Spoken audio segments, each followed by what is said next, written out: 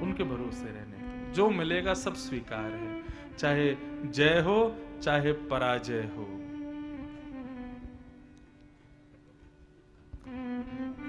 जगन्नाथ जी के परम भक्त थे श्री माधवदास जी।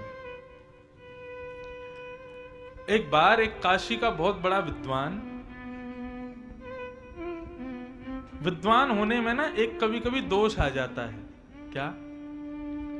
दूसरों को हराने की भावना, मुझसे ज्यादा कोई श्रेष्ठ नहीं है, ऐसी सोच।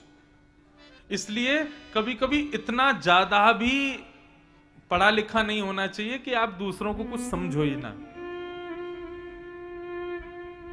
मैं तो कहता हूं जिस वस्तु से, जिस पदवी से सरलता और सहजता मानव के हृदय से निकल जाए ना, ऐसी पदवी राक्षसत्व से कम नहीं है। और जिस पदवी पर रह करके भी तुम सरल बने रहो, वो भले ही छोटी सी क्यों ना हो, उसको भी सर्वश्रेष्ठ मानो। तो एक विद्वान थे, वो सबको हराते रहते थे। बहुत ध्यान से सुनना, ठाकुर जी के हवाले छोड़ने का मतलब बता रहे हैं। विद्वान थे, सबको हराते रहते। तो हराते तो और पता है क्या करते थे? किसी विद्वान को हराने के बाद में एक पत्र लिखते थे, उसी से लिखवाते थे कि इसमें पूरा लिख के बताओ कि तुम मुझसे यहां इतने दिन में इस बात पर हार गए हो। आज के बाद तुम कभी भी मुझे देखोगे, दंडवत प्रणाम करोगे। कभी भी मैं तुम्हारे शहर में आऊंगा, मेरे भोजन पानी रहने खाने की सब व्यवस्था तुम करोगे। ये सब उससे लिखवा के सिग्नेचर करवा लेते थे। ऐसे थे। तो एक बार वो जगन्नाथपुरी आए। जगन्नाथपुरी में आके उन्होंने पूछा, यहां कोई विद्वान है क्या? तो किसी ने माधवदास जी का नाम बता दिया। माधवदास जी तो अनन्य भक्त थे ठाकुर जी के।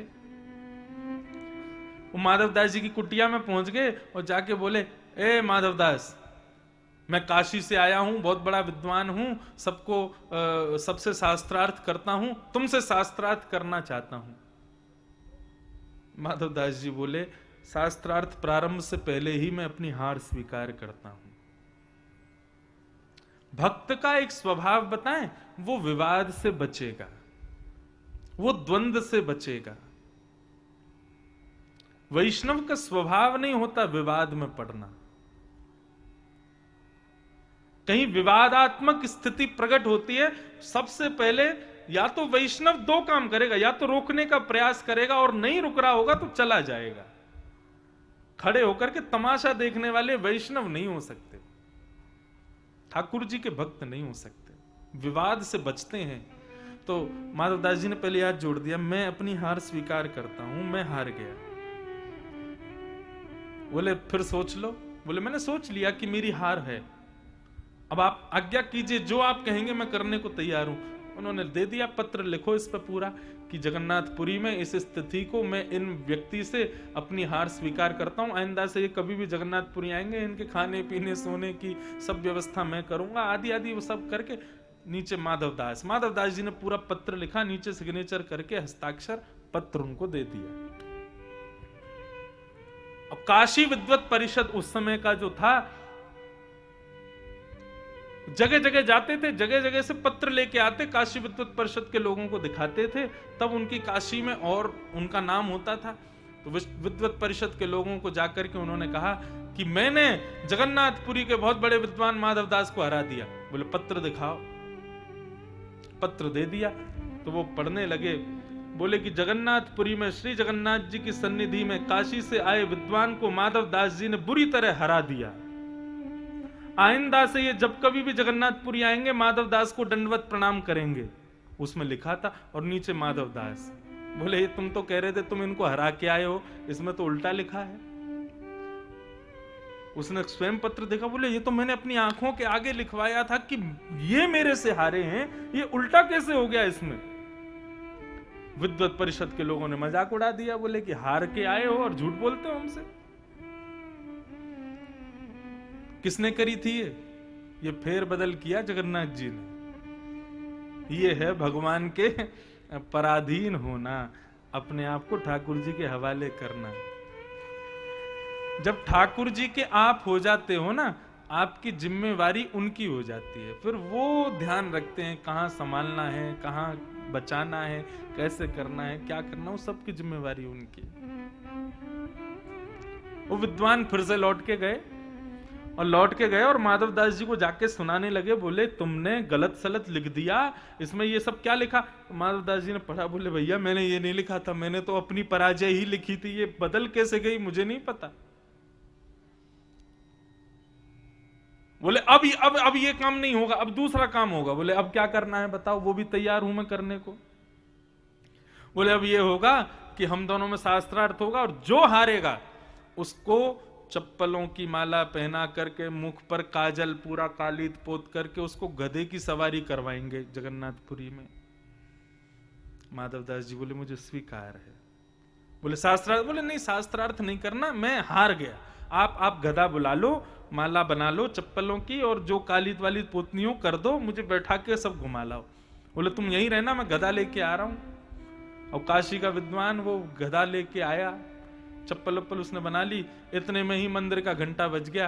तो माधवदास जी बोले मैं बस इतनी आपसे मांगना चाहता हूं अनुकंपा कि मैं दर्शन कराऊं जगन्नाथ जी का, उसके बाद आप कर लेना। बोले ठीक है मैं यहीं खड़ा हूं, तुम आओ लौट के। माधवदास जी अंदर जगन्नाथ जी का दर्शन करने गए। जगन्नाथ जी माधवदास जी का रूप बना के बाहर आ गए और उस ब्राह्मण से बोले हाँ भाई क्या करना है? बोले गधे पे बैठो, चप्पल पहनाएंगे, काली पोतेंगे, तुमको घुमाएंगे। तो जगन्नाथ जी माधवदास जी के रूप में आ गए। बोले ऐसे थोड़ी, पहले शास्त्रार्थ करो हमसे।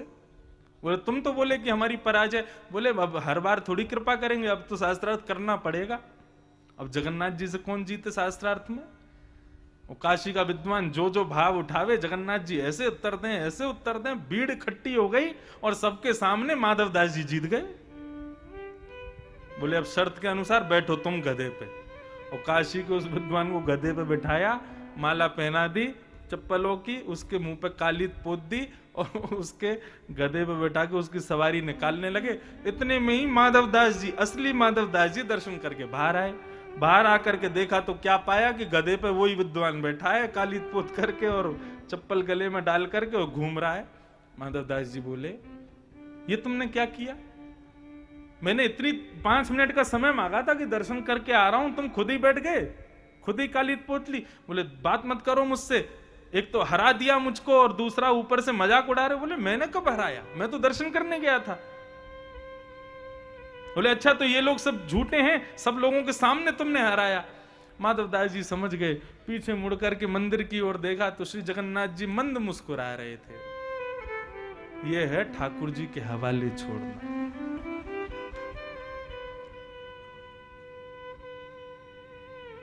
अपना कर्म अपने अनुसार करो, अपने पर निर्भर होके करो, परंतु फल ठाकुर जी पर छोड़ दो। यदि आप वैष्णव हो, उनके सच्चे प्रेमी हो, वो आपको गिरने नहीं देंगे।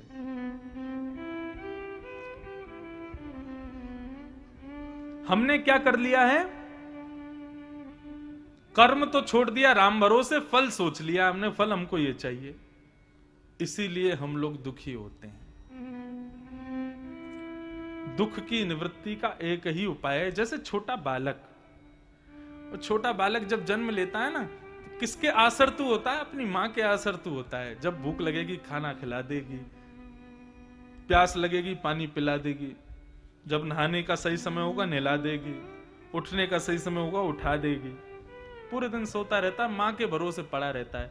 ऐसे ही ठाकुर जी के भरोसे अपने जीवन को, कर्म तो पूर्ण करो लेकिन फल को ठाकुर जी के भरोसे छोड़ दो।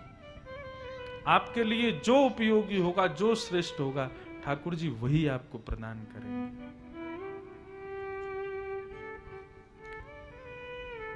विदुर जी महाराज मैत्री मुनि से प्रश्न कर रहे हैं और मैत्री मुनि उत्तर दे रहे हैं। विदुर जी ने सृष्टि प्रसंग पूछा, सृष्टि कैसे बनाते हैं ठाकुर जी, क्यों बनाते हैं ठाकुर जी, इसका पूरा विस्तार से मैत्री मुनि ने वर्णन किया। और वर्णन करते हुए सीधे मैत्री मुनि अब यहां कपिल देवूति संवाद प्रारंभ करते हैं।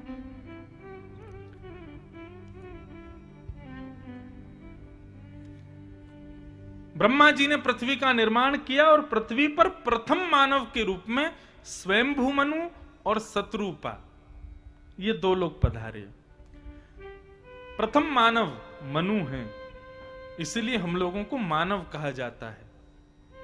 आदि मानव नहीं थे, प्रथम मानव मनु थे, स्वयंभू मनु। और ये स्वयंभू मनु कोई बंदरों जैसे नहीं दिखते थे, हमारे आपकी तरह ही थे।